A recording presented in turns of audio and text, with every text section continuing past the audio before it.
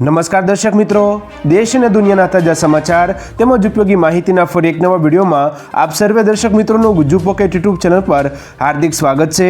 આજના સૌથી પહેલા મહત્વના સમાચારમાં નિરાધાર વૃદ્ધ પેન્શન યોજના વિશે વાત કરીએ તો ગુજરાતમાં વૃદ્ધ વડીલોની સરકારનો સામાજિક ન્યાય અને અધિકારિતા વિભાગ કામ કરે છે, જેમાં સરકાર નિરાધાર વૃદ્ધ પેન્શન યોજના ચલાવે છે। પેન્શન પાત્ર લાભાર્થીઓને દર મહિને સહાય મળે છે। 60 થી 79 વર્ષના વયજૂથના લોકોને દર મહિને 750 રૂપિયા અને 80 વર્ષથી વધીની ઉંમર માટે 1000 રૂપિયા મળે છે, જેમાં 500 રૂપિયા રાજ્ય સરકાર દ્વારા આપવામાં આવે છે। અરજી કરવા ગ્રામીણ વિસ્તારોમાં વીસીઈની અને શહેરી વિસ્તારોમાં મામલતદાર કચેરીની મુલાકાત લો।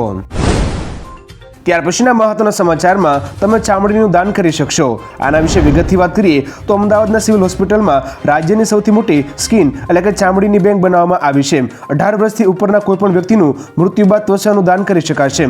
વ્યક્તિ દાઝી ગઈ હોય અથવા એક્સિડન્ટના કારણે ચામડી ગુમાવી દીધી હોય તેવા વ્યક્તિ આ બેંકમાં રહેલી ચામડીનો ઉપયોગ કરી શકશે। મૃત્યુના 6 કલાક સુધીમાં ચામડી આપવી જરૂરી છે। તેને સાચવવા માટે ખાસ પ્રકારની વ્યવસ્થા ઊભી કરવામાં આવી છે। ત્યારબાદના મહત્વના સમાચારમાં મહાશિવરાત્રિ સોમનાથમાં ખાસ આયોજન। આના વિશે વિગતથી વાત કરીએ તો 8મી તારીખે મહાશિવરાત્રિને લઈ સોમનાથમાં ખાસ વ્યવસ્થાઓ કરવામાં આવી છે। સતત 42 કલાક મંદિર ખુલ્લું રહેશે। વહેલી સવારે 4 વાગે મંદિરના કપાટ દર્શન માટે ખુલી જશે। 7 વાગે સવારની આરતી થશે। મહાશિવરાત્રિના દિવસે સવારે 9:30 કલાકે ભગવાન મહાદેવની પાલખી યાત્રા યોજાશે। પરંપરા અનુસાર હોમાત્મક લઘુરુદ્ર યાગનું આયોજન પણ કરવામાં આવ્યું છે। મારુતિ બીચ પર પાર્થેશ્વર શિવલિંગની પૂજા કરવામાં આવશે। ત્યારબાદના મહત્વના સમાચારમાં પાકિસ્તાન ક્રિકેટરો આર્મી પાસેથી ટ્રેનિંગ લેશે। આના વિશે વિગતથી જાણીએ તો પાકિસ્તાની ક્રિકેટરો આર્મી સૈનિકો પાસેથી ટ્રેનિંગ લેશે। પાકિસ્તાનના સંરક્ષણ માટે નહીં પરંતુ ક્રિકેટ બોર્ડનું માનવું છે કે સારી રીતે સિક્સર મારવા માટે સેનાની તાલીમ જરૂરી છે। પીસીબીએ જાહેર કર્યું છે કે ખેલાડીઓ માટે 25મી માર્ચથી 8મી એપ્રિલ સુધી આર્મી ટ્રેનિંગ કેમ્પ યોજાશે। પીએસએલ પૂરી થતાની સાથે જ રાષ્ટ્રીય ટીમના તમામ ખેલાડીઓ આર્મી ટ્રેનિંગ સેન્ટરમાં જશે અને સૈનિકોના માર્ગદર્શન હેઠળ ટ્રેનિંગ લેશે। ત્યારબાદના અગત્યના સમાચારમાં હવે મહિલાઓ બોર્ડર પર પહોંચશે। આના વિશે વિગતથી જાણીએ તો 13મી જાન્યુઆરીએ શરૂ થયેલા ખેડૂત આંદોલને હવે નવું સ્વરૂપ લીધું છે। ખેડૂતો ટ્રેન અને બસમાં બેસીને દિલ્હી જવા રવાના થયા છે। હવે એવા સમાચાર છે કે 8મી માર્ચે આંતરરાષ્ટ્રીય મહિલા દિવસ પર દેશભરમાંથી મોટી સંખ્યામાં મહિલાઓ શંભુ અને ખનોરી બોર્ડર પહોંચશે।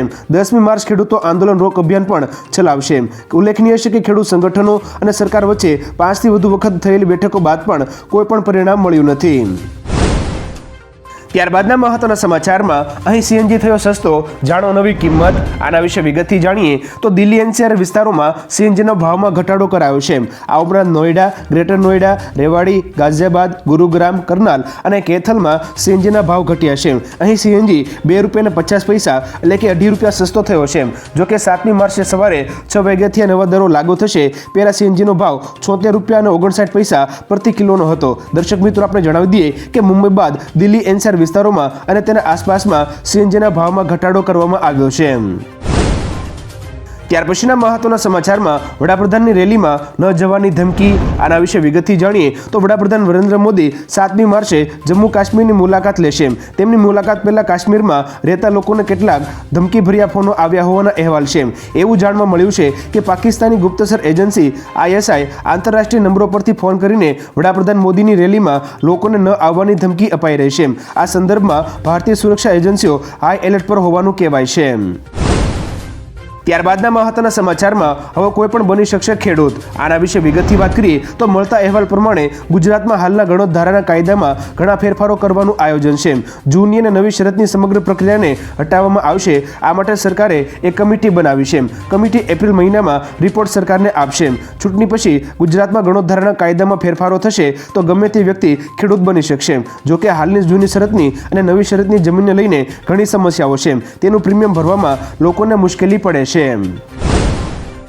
ત્યાર પછીના મહત્વના સમાચારમાં ગૂગલ લાવ્યું માર્કેટમાં નવી એપ। આના વિશે વિગતથી વાત કરીએ તો ગણિતથી ડરતા લોકો માટે ગૂગલ એક નવી એપ લાવ્યું છે। ગૂગલે ફોટોમેથ નામની એન્ડ્રોઇડ એપ લોન્ચ કરી છે। આ એપ નાની ગણતરીથી લઈને એન્જિનિયરિંગ સુધીની અનેક પ્રકારની સમસ્યાઓનું નિરાકરણ લાવશે। આ એપ વાલીઓ માટે પણ તેમના બાળકોનું હોમવર્ક ચેક કરવા માટે ખૂબ જ ઉપયોગી છે। એપ્લિકેશન ઇન્સ્ટોલ કર્યા પછી નોટબુકમાં કોઈ પણ સમસ્યા લખો અને તેને એપ્લિકેશન દ્વારા સ્કેન કરો। ત્યારબાદના મહત્વના સમાચારમાં વડાપ્રધાન પર નિવેદન આપીને ફસાયા રાહુલ ગાંધી. આના વિશે વિગતથી વાત કરીએ તો ભારતના ચૂંટણી પંચે રાહુલ ગાંધી માટે એડવાઇઝરી જારી કરી છે. ચૂંટણી પંચે રાહુલ ગાંધીને વડાપ્રધાન મોદી વિરુદ્ધ નિવેદન આપતા પહેલા કાળજીપૂર્વક વિચારવાની સલાહ આપી છે. વડાપ્રધાન પર નિવેદન આપતી વખતે ધ્યાન રાખો, ભાષા પર સંયમ રાખો. વડાપ્રધાન મોદી પર રાહુલની ટિપ્પણીઓને લઈને દિલ્હી હાઈકોર્ટમાં એક અરજી દાખલ કરવામાં આવી હતી, જેના નિકાલ માટે હાઈકોર્ટે ચૂંટણી પંચને આદેશ આપ્યો હતો. ત્યારબાદના અગત્યના સમાચારમાં હવામાન વિભાગની નવી આગાહી વિશે વાત કરીએ તો હવામાન વિભાગની નવી આગાહી મુજબ આવનારા દિવસોમાં ગરમીમાં વધારો થઈ શકે છે. લઘુત્તમ તાપમાનમાં 3 ડિગ્રી અને મહત્તમ તાપમાનમાં 3 દિવસ પછી 2 થી 3 ડિગ્રી વધારો જોવા મળશે. ઉત્તર દક્ષિણી દરિયાઈ વિસ્તારોમાં 15 થી 20 કિલોમીટરના પવન ફૂંકાઈ શકે છે.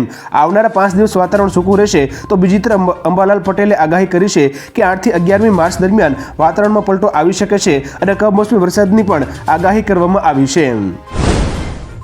ત્યાર પછીના મહત્વના સમાચારમાં કિંજલ દવેની મુશ્કેલીઓ વધી. આના વિશે વિગતથી જાણીએ તો કિંજલ દવેની મુશ્કેલીઓ વધી છે. વર્ષ 2017માં રેડ રિબન એન્ટરટેનમેન્ટ પ્રાઇવેટ લિમિટેડે દાવો કર્યો કે 4-4 બંગડી ગીતની સંકલ્પના કાર્તિક પટેલે 2015માં કરી હતી. રેડ રિબન એન્ટરટેનમેન્ટ પ્રાઇવેટ લિમિટેડે કિંજલ દવે પર કોપીરાઇટનો કેસ કર્યો હતો. અરજદાર કોપીરાઇટના પુરાવા રજૂ કરી શક્યો નહીં, જેના લીધે કિંજલ દવેની જીત થઈ હતી. જોકે અરજદારે હાઈકોર્ટમાં અરજી કરી અને કિંજલને ગીત ગાવા પર 26મી માર્ચ સુધી સ્ટે લંબાવ્યો છે. ત્યાર પછીના મહત્વના સમાચારમાં ઝડપથી ફેલાઈ રહ્યો છે આ જીવલેણ રોગ. આના વિશે વિગતથી વાત કરીએ તો પેરોટ ફીવર એટલે કે સિટાકોસિસ નામનો રોગ યુરોપિયન દેશોમાં ઝડપથી ફેલાઈ રહ્યો છે. WHOએ આ બીમારીને જીવલેણ ગણાવી છે, જેના કારણે અત્યાર સુધીમાં 5 લોકોના મોત થયા છે. US Center for Disease Control and પ્રિવેન્શનનું કહેવું છે કે પક્ષીઓમાં જોવા મળતા બેક્ટેરિયાના કારણે પેરોટ ફીવર ફેલાઈ રહ્યો છે. જો સંક્રમિત પક્ષી વ્યક્તિને કરડે તો તેને પણ આ રોગનો ચેપ લાગી શકે છે. પેરોટ ફીવર સૂકી ખાંસી, તાવ આવવો, માથાનો દુખાવો, ઠંડી લાગી, માંસપેશીઓમાં દુખાવો સહિતના લક્ષણો પેરોટ ફીવરમાં જોવા મળે છે. 5 થી 14 દિવસ સુધી આ બીમારીની અસર રહી શકે છે. જો સમયસર સારવાર ન મળે તો આ રોગ જીવલેણ સાબિત થઈ શકે છે. ત્યાર પછીના મહત્વના સમાચારમાં ઓપન સ્કૂલના વિદ્યાર્થીઓ નીટને પાત્ર ગણાશે. આના વિશે વિગતથી જાણીએ તો જે વિદ્યાર્થીઓએ CBSE સ્ટેટ બોર્ડ દ્વારા માન્યતા પ્રાપ્ત ઓપન સ્કૂલમાંથી ધોરણ 10 અને ધોરણ 12 પૂર્ણ કર્યું છે તેઓ હવે નીટ માટે પાત્ર બનશે. સુપ્રીમ કોર્ટે આ અંગે સ્પષ્ટતા કરી છે. વર્ષ 2018માં દિલ્હી હાઈકોર્ટે ચુકાદો આપ્યો કે ઓપન સ્કૂલના વિદ્યાર્થીઓ નીટ માટે ધ્યાનમાં લેવા જોઈએ. તત્કાલીન મેડિકલ કાઉન્સિલે તે ચુકાદાને સુપ્રીમ કોર્ટમાં પડકાર્યો હતો. દલીલો બાદ સુપ્રીમ કોર્ટે દિલ્હી હાઈકોર્ટનો ચુકાદો માન્ય રાખ્યો હતો. ત્યાર પછીના મહત્વના સમાચારમાં અહીં બંધ બાંધવાની માંગ ઉઠી. આના વિશે વિગતથી વાત કરીએ તો ભાવનગરના પાલિતાણામાં સૌથી મોટો શેત્રુંજી ડેમ આવેલો છે.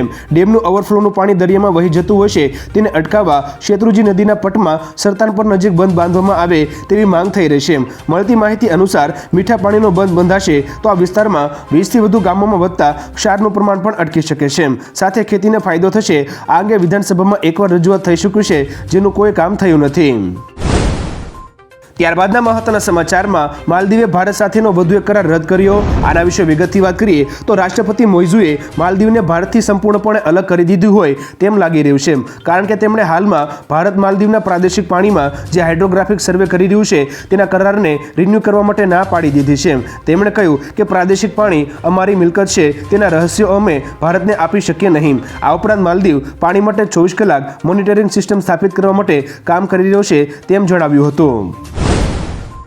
ત્યાર પછીના મહત્વના સમાચારમાં આ સિવિલમાં હડકવાની રસીની અછત. આના વિશે વિગતથી વાત કરીએ તો સુરેન્દ્રનગર જિલ્લાની મુખ્ય સિવિલ હોસ્પિટલમાં છેલ્લા 15 દિવસથી હડકવાની રસીની અછત જોવા મળી છે. આ અછતથી હડકાયેલા શ્વાન કરડ્યા બાદ દર્દીઓ રાજકોટ અને અમદાવાદ રસી લેવા આવવું પડે છે. આ સિવિલમાં એક મહિનામાં 1430 જેટલા લોકોને હડકાયા શ્વાન કરડ્યાની કેસો નોંધાયા છે. જોકે રસી ના હોવાથી દર્દીઓને રાજકોટ કે અમદાવાદની હોસ્પિટલમાં મોકલવામાં આવી રહ્યા છે. ત્યાર પછીના મહત્વના સમાચારમાં પહેલીવાર મતદાન કરનારા માટે અભિયાન. આના વિશે વિગતથી વાત કરીએ તો ચૂંટણી પંચે લોકસભાની ચૂંટણીમાં પહેલીવાર મતદાન કરનારને પ્રોત્સાહિત કરવા માટે અભિયાન શરૂ કર્યું છે. તેનો હેતુ ચૂંટણીમાં યુવાનોની ભાગીદારીને પ્રોત્સાહન આપવાનો છે. કેન્દ્રીય માહિતી અને પ્રસારણ અને યુવા બાબતો અને રમતગમત મંત્રી અનુરાગસિંહ ઠાકુરે એન્થમ મેરા પહેલા વોટ દેશ કે લીએ રજૂ કર્યું હતું. વડાપ્રધાન મોદીએ પણ મતદારોને ચૂંટણી પ્રક્રિયામાં મોટી સંખ્યામાં ભાગ લેવા અપીલ કરી હતી. ત્યાર પછીના મહત્વના સમાચારમાં ગુજરાત માટે આગામી દિવસો ચિંતાજનક, અંબાલાલ પટેલે કરી આગાહી. આના વિશે વિગતથી વાત કરીએ તો ગુજરાતીઓને માવઠાથી રાહત મળે તેવી કોઈ શક્યતા જણાઈ રહી નથી, કારણ કે હવામાન નિષ્ણાંત અંબાલાલ પટેલની આગાહી મુજબ ગુજરાત રાજ્યમાં 8 થી 11મી માર્ચ અને 18 થી 20મી માર્ચ વચ્ચે વાતાવરણમાં પલટો આવી શકે છે અને કમોસમી વરસાદ થઈ શકે છે. અંબાલાલ પટેલની આગાહી બાદ ખેડૂતોમાં પણ ચિંતાની લાગણી જોવા મળી છે. ખાસ કરીને કચ્છ, સૌરાષ્ટ્ર તેમજ ઉત્તર ગુજરાતમાં માવઠાની વધુ અસર જોવા મળી શકે છે. ત્યાર પછીના મહત્વના સમાચારમાં અકસ્માત રોકવા હાઈવે પર લાગશે રબર સ્ટ્રીપ. આના વિશે વિગતથી વાત કરીએ તો રોડ ઉપર થતા અકસ્માતો અટકાવવા માટે સરકાર નવો કિમિયો અજમાવવા જઈ રહી છે. રાજ્યના હાઈવે પર થતા અકસ્માતોને અટકાવવા હવે રોડ ઉપર રબર સ્ટ્રીપ લગાવવામાં આવશે. આ પ્રકારની રબર સ્ટ્રીપ બેંગલુરુ અને મુંબઈ જેવા શહેરોના રોડ પર જોવા મળે છે. ગુજરાત સરકાર હવે આ rubber strip Sarkhej Gandhinagar highway પર લગાવવાની તૈયારી કરી છે. ત્યારબાદના મહત્વના સમાચારમાં ફેસબુક અને ઇન્સ્ટા પર સાયબર એટેક. આના વિશે વિગતથી વાત કરીએ તો વૈશ્વિક યુઝર્સે ઇન્સ્ટા અને ફેસબુક ડાઉન હોવાની ફરિયાદ કરી હતી. ફેસબુક અને ઇન્સ્ટા લગભગ 1 કલાક સુધી ઠપ રહ્યા હતા. યુટ્યુબ યુઝર્સને પણ સમસ્યાનો સામનો કરવો પડ્યો હતો. આવું કેમ થયું તે અંગે સ્પષ્ટ કારણ સામે આવ્યું નથી. જોકે સાયબર એક્સપર્ટ અનુજ અગ્રવાલના મતે આ સાયબર એટેક હોઈ શકે છે. ગત વર્ષે જુલાઈ મહિનામાં વોટ્સઅપ સહિતના મેટા પ્લેટફોર્મ્સ પર ખામી જણાઈ હતી, જેથી યુઝર્સનો ડેટા કેટલો સુરક્ષિત છે તે ચિંતાનો વિષય બન્યો છે. ત્યારબાદના મહત્વના સમાચારમાં વન નેશન વન ઇલેક્શન અંગે મોટું અપડેટ. આના વિશે વિગતથી વાત કરીએ તો દેશમાં વન નેશન વન ઇલેક્શન પર ગત વર્ષથી ચાલી રહેલા પ્રયત્નો વધુ ઝડપી બનશે. લો કમિશન આ મુદ્દે પોતાનો રિપોર્ટ આગામી અઠવાડિયે કેન્દ્ર સરકારને સોંપી શકે છે. આથી પણ મોટી વાત એ છે કે વર્ષ 2029થી જ્યારે ચૂંટણીઓ યોજાશે ત્યારે તે વન નેશન વન ઇલેક્શનની ફોર્મેટમાં યોજાઈ શકે છે.